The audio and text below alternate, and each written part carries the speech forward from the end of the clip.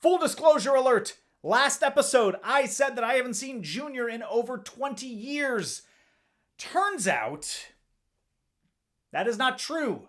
Because as I started watching Junior for this episode, I realized, nope, don't remember any of this. Because I only thought I saw the movie, I saw the poster. And that told me all I needed to know about it, and somehow that implanted in my brain that I have seen this before, never seen it before. So join me as I discover, for the first time ever, the joys of the comedy classic and Oscar-nominated Junior.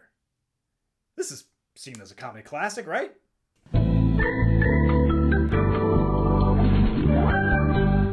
Hello, friends, and welcome back to Every Arnold Movie Ever, episode 22.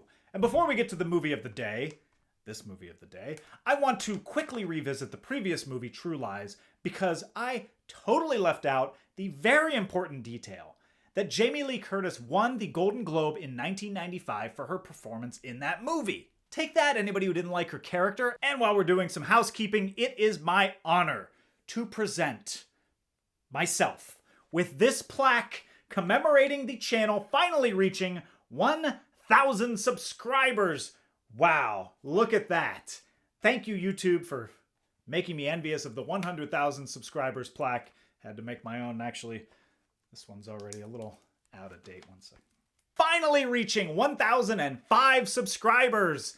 Thank you to everyone who's subscribed to me and anyone who will subscribe to me. And if you haven't already, it's super easy to do. Right now, you just click, I don't know, somewhere. But look, let's not get greedy. I said I wanted 1,000. We reached 1,000. We reached 1,005. Thank you so much. There are literally endless ways to spend your time, and I'm grateful that you spend a little bit of it with me and my silly videos. Now, I also said I would give a special shout out to my 1,000th subscriber. Unfortunately, YouTube now has a feature where users can choose to keep their subscriptions private, and my 1,000th subscriber did just that. So they are in the wind. I have no idea who that lucky person is. So that honor goes to whoever's up next. And so we get to our next public subscriber, which was special shout out to D1579XYZ, represented by this original Voltron toy. Yes, still has a little guy in there. And DX1579XYZ, you are my new best friend. You may be a robot. I don't know. But here you are. Thank you so much for subscribing. And let's give a little. But you know, I don't know. Feels a little incomplete. Like we've got one member of Voltron. Maybe we should keep this going. How about 1,500th subscriber gets the next piece of Voltron. 2,000 subscriber gets the next piece. 2,500. We're going to form it all like Voltron with all my very special subscribers. Everybody in between, you're also great too, but like I don't have that many toys. I guess that's all I have to talk about. I guess now we have to talk about the Arnold Gets Pregnant movie. Man, what a ballsy career move. I've said before that Twins was his biggest risk, but this is his most bizarre. And it comes out the same year as True Lies, one of his biggest hits of all time that helped him bounce back from the disappointment of Last Action Hero. On paper, a lot of this movie makes sense. You reteam with Ivan Reitman, the guy who put Arnold on the comedy map and expanded his fan base, making him more accessible and family-friendly. It also reteams Arnold with Danny DeVito, who taught Arnold the finer points of film comedy while on the Twins set. Add in another wacky, high-concept premise, and it all sounds pretty good. But make that high-concept premise the world's toughest man becomes pregnant. Look, that last one really tests the limits of how far the audience is willing to go with you. So, why on earth would Arnold choose this movie? Well, if you've been watching this series, you can understand why.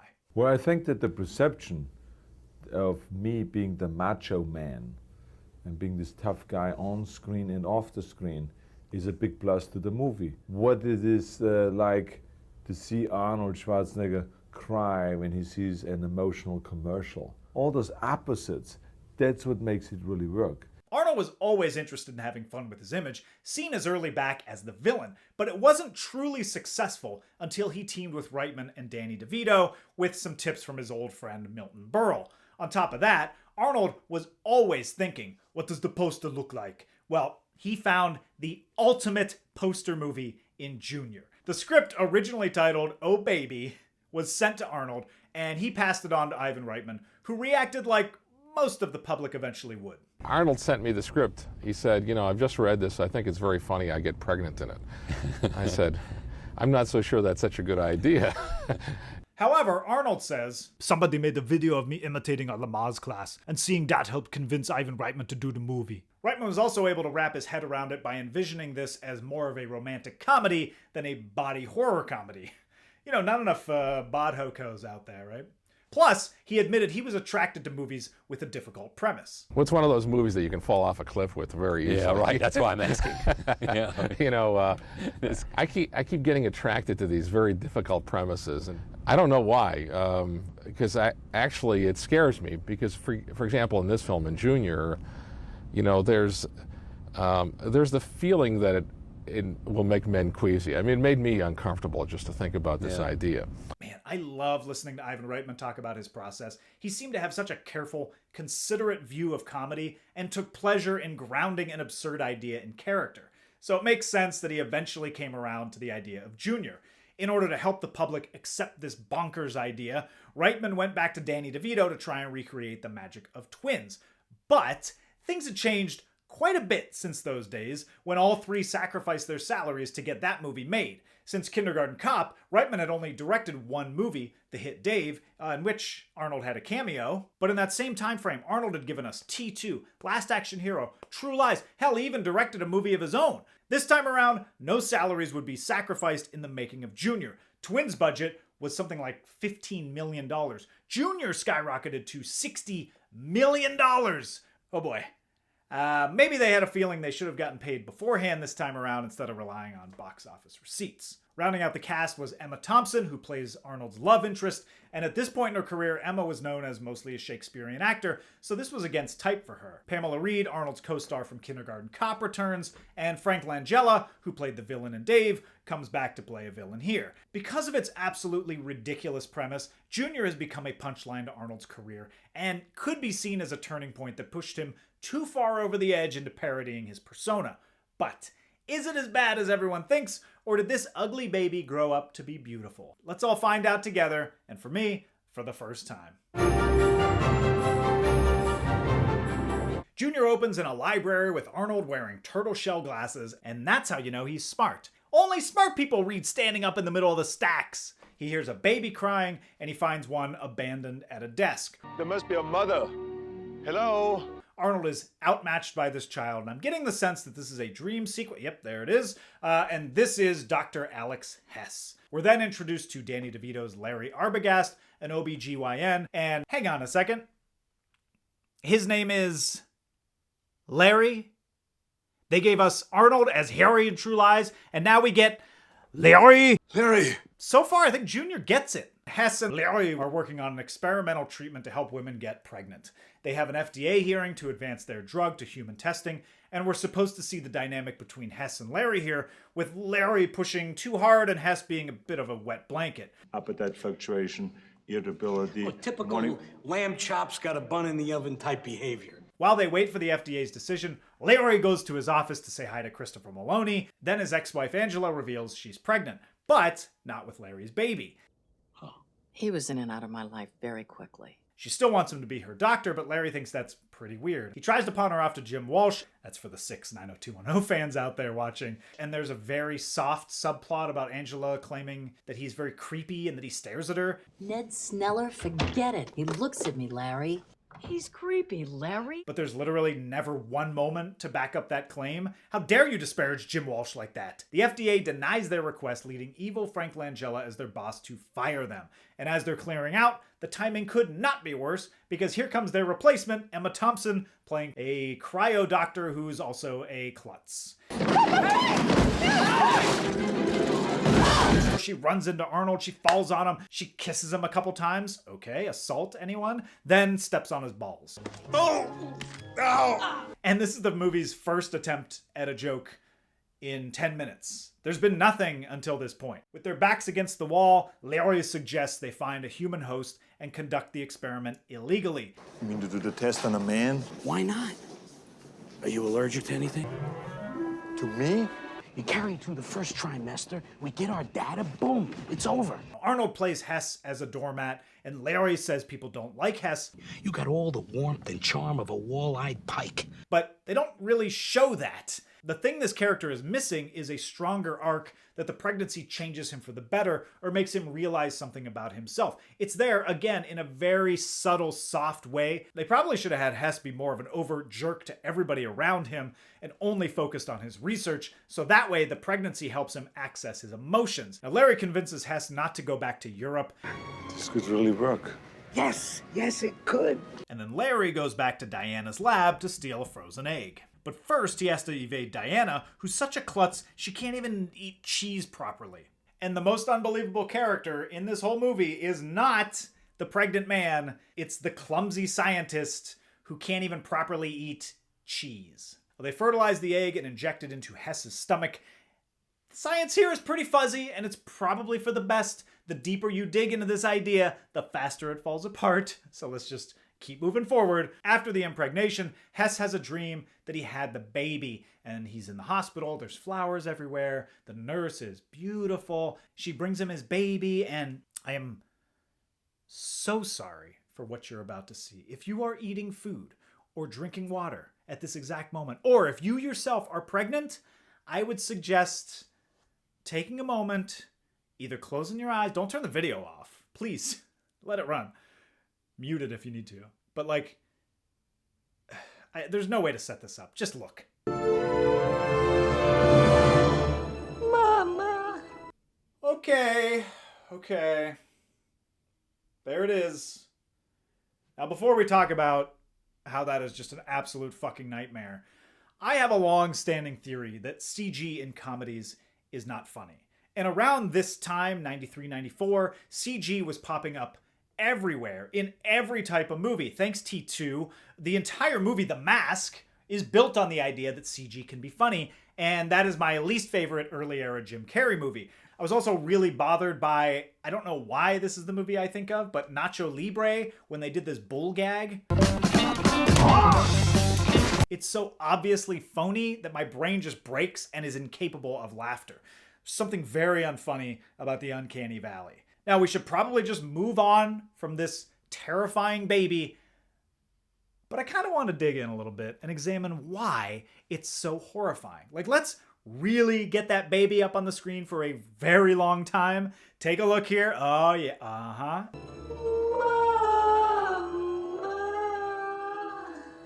Yeah. That's the stuff. Open your mind.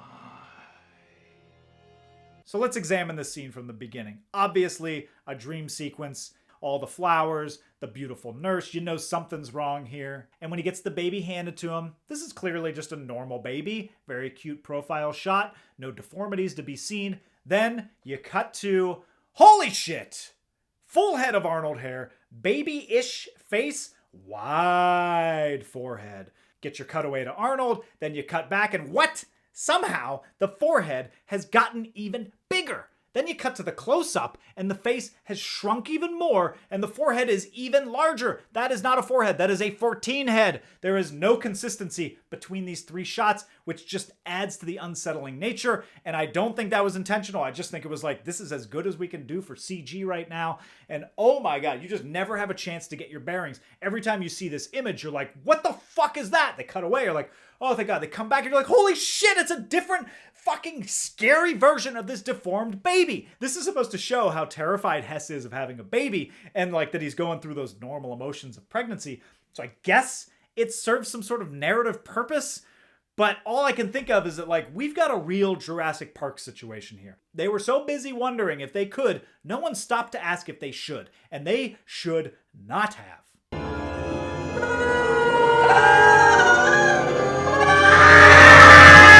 Then we cut to my version of a warm blanket, Arnold waking up and yelling, Larry! And thus, the highly unethical, unauthorized, and illegal human experiment begins. He starts to run through the cycle of pregnancy, morning sickness, sensitivity. My nipples are very sensitive. What?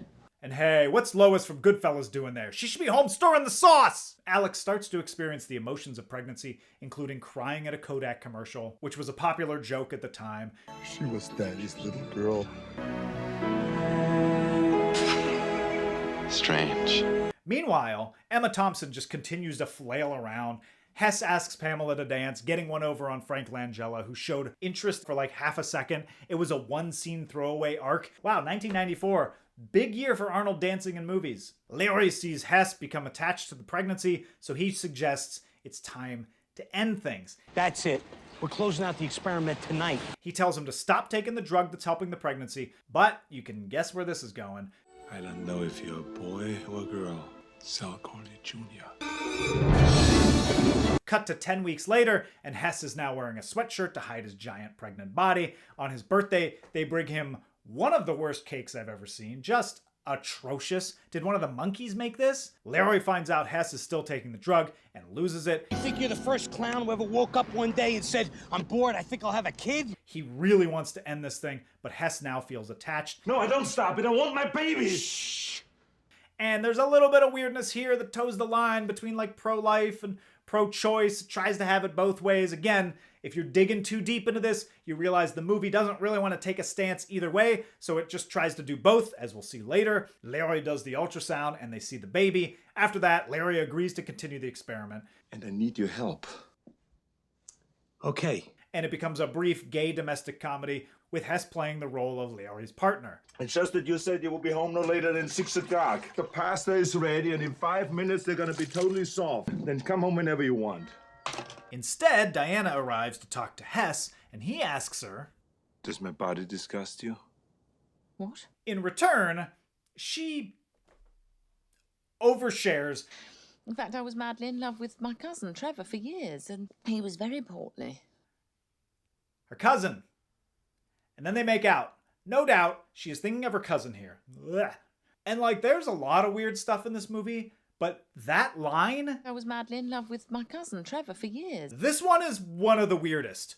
Why would you say that? Why would you write that line? Why would you deliver that line? By the way, never gets brought up again. To distract us from all that, they flip the couch. Diana leaves because she was embarrassed, but not because she revealed that she was in love with her cousin. And then Angela and Hess have a little kindergarten cop reunion where they eat food, continuing Pamela Reed's streak of eating a shitload of food in Ivan Reitman movies. And when I said last episode that Arnold should wear more cardigans, I didn't expect to see one so soon, and I did not expect to see one so very, very long. What is that, a trench cardigan? Evil Frank Langella shows up in his bow tie again, snooping around, and Danny DeVito gets a little dramatic moment here because he couldn't get his wife pregnant, but one of the members of Aerosmith did during a one-night stand. I couldn't get Angela pregnant. One of these clowns, one night, one shot, mission accomplished. That Aerosmith plotline, by the way, has been building since the beginning of the movie. I'm very excited to see the payoff of that. In the meantime, Hess hugs Larry. Then he heads off on a date with Diana, who reveals that she froze her eggs. It's in the dairy section, under Junior. What did you say? And it all comes together for Hess. You called it Junior? Finally, Larry can't take it anymore and demands to know which member of Aerosmith knocked up Angela, and she reveals that it was... Did you think it was someone in the band? Is that what you thought? That's what you said. He's not in the band. He's their personal trainer. Parking that comedic thread safely in a cul-de-sac. And of course, wouldn't be a 90s movie without a little gay panic. Were you a twosome? What? Whoa, no. Hess finally reveals to Diana that he's pregnant. I really am pregnant. What? With her baby, she correctly calls him out for it. Steal from me? You engage in an utterly immoral, selfish, arrogant stunt without any regard for my feelings whatsoever. And incorrectly does not call the cops, because she should have. And with perfect villainous timing, Frank Langella has also figured it out and shows up to take credit for Hess's experiment and claim him as university property. This is all to set up Hess's big heroic moment. You and your baby are university property now. My body, my choice. Which is a good message, but not quite supported by the other statements in the movie. He escapes with Larry and goes to a retreat for pregnant women. And in order to enter this facility, Hess tries to capitalize on the success of Mrs. Doubtfire by trying to pass as a woman. He's checked in by Skylar White from Breaking Bad, and Hess tells her, "I am the one who got knocked up." Another pregnant stuff montage, Hess doing Lamaze, changing a diaper by slamming the shit out of this baby on the table. Hess starts having contractions, and we have another surprise cameo by Arnold's old co-star from Conan the Destroyer, Malik, aka Bob from Batman. He plays an informant for Frank Langella. Langella holds a press conference outside of Larry's office, but Larry swerves him by bringing Angela as a distraction. By the way, Angela also happens to be having her baby at the exact same time. Narrative convenience. Love it. They prep Hess for a C-section. Then we get to the moment this movie has been building to for 90 plus minutes. Hess has the baby. And Arnold is very good in this scene, by the way.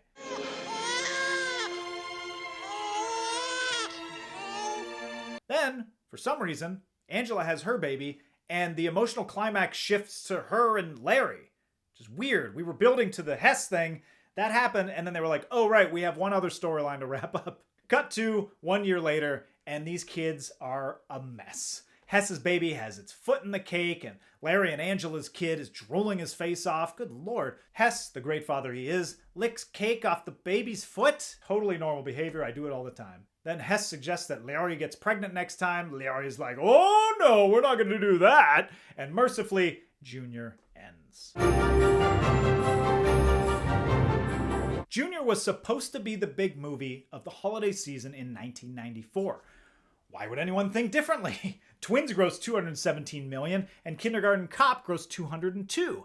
And when Junior opened on November 23rd, 1994, it grossed $3 million in its first 3 days and $9.8 in its first weekend for a total of $13.4 million. But it landed a 4th place debut below The Santa Claus, Star Trek Generations, aka the one where Kirk dies, and Interview with the Vampire. It's worth noting that those 3 movies were in nearly 1,000 more theaters at the time. Unfortunately, it slipped the next week to number 5, and by week 4, it fell below a re-release of The Lion King, which was the second time Arnold had to contend with Simba that year. Junior ended its domestic run with just $36.7 million, $24 million less than its budget. It was able to scrape together $100 million through international, making money, but it wasn't the unqualified runaway hit that Twins and Kindergarten Cop, and especially True Lies, were. Arnold considers it a success that, along with True Lies, put his career back on track, but we here in the future know that doesn't last too long. This was the worst reviewed collaboration between Arnold and Reitman, but only by a slight margin. Remember, Twins was not a critical success. Kindergarten Cop hit that sweet spot for critics, but it seems like Junior was the movie where Arnold overstayed his comedic welcome. Siskel? Junior is nothing but one scene after another that wants to make us smile. The situations are expected, but the casting makes it work. 3 top-flight actors in a cute, lightweight comedy. Siskel? But not to be outdone by Siskel, Ebert gave Junior 3.5 stars. He was effusive. Effusive, I say. Well, look, the obvious easy path here would be to simply take shots at Junior. It is a premise ripe for mocking. It seems like a fake movie, like the ones in Funny People making fun of Adam Sandler's questionable career choices. And I do have a lot of issues with the movie. The first act is laugh-free because it's too busy trying to convince you that its premise is plausible. They don't even attempt a joke. That first overt attempt at comedy is when Emma Thompson shows up flailing around, quite literally, searching for laughs. And Danny DeVito, kind of wasted here. He's playing it way too straight. It's weird because he's playing a doctor who's doing something ethically dubious, which sounds right up DeVito's alley, but he has to remain static while Arnold goes through all the pregnancy shtick, and he doesn't really get a lot to sink his teeth into. His dynamic with Arnold feels mismatched this time around. Just not enough for him to do. Plus, the subplot with his ex-wife and the mystery of which Aerosmith member is the father of her baby is a dead end. It leads absolutely nowhere. In the movie, they have numerous references in numerous scenes building up to this Aerosmith connection. And even when Angela reveals that it's just a personal trainer, it's almost casually tossed off, barely attempting to be a joke, which is fine if it was the first time it was mentioned, but this is like the 5th or 6th time they've talked about it in the movie. Aerosmith. Aerosmith. I read up on Aerosmith. It's almost like they needed to go even further with that moment. Have it be that the member of Aerosmith is on their way Wow, she's about to have her baby, and Larry is expecting like Steven Tyler, so he's ready to fight him. He's waiting at the door, and then this random athletic trainer shows up. Still a letdown, but at least it's a payoff. Or, if you want to go all the way, go for the stunt casting and actually get a member of Aerosmith. They're veteran actors by this point. We're not worthy! You're worthy, get up! Or maybe, since they were in a movie the year before, they could have just picked a different band. Yeah, nothing outside of Hess's pregnancy really clicks for me. However, once Hess gets pregnant, the movie picks up, hitting all the things that attracted Arnold to the project. The morning sickness, crying at sentimental commercials, lines like, "My nipples are very sensitive." This movie exists solely for Arnold to deliver lines like that. And that stuff can be amusing, and it becomes more endearing as the movie progresses. And here's why. Because Arnold went all in on this performance. He's committed to the role, and he keeps it as grounded as he possibly can, something he learned while doing Twins. Don't chase the laugh.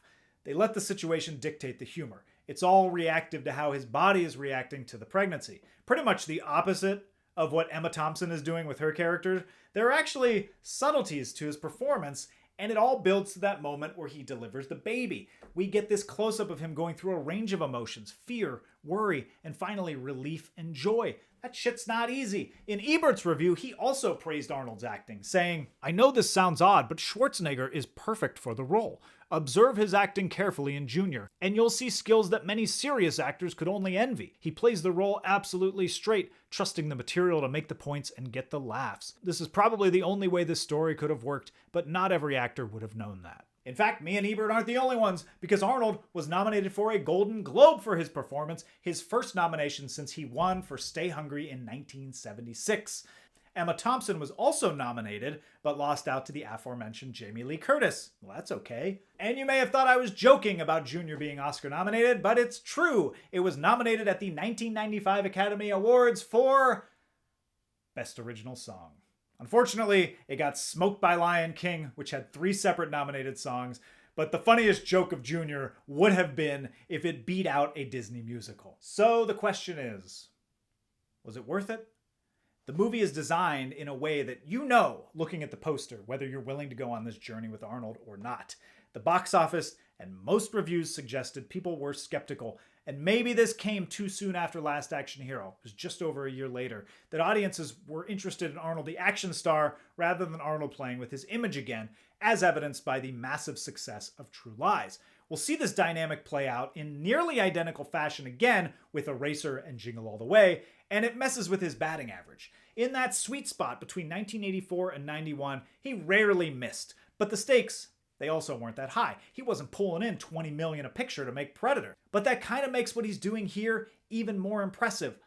I don't love Junior, but I admire that Arnold keeps taking chances at this point in his career. Just take a glance at Stallone's career. Sly's comedy vehicles were instant failures, and he eventually just gave up trying. Arnold found success, but rather than play it safe, he took on increasingly crazier comedy projects, none crazier than thinking a movie about him getting pregnant would be a runaway hit.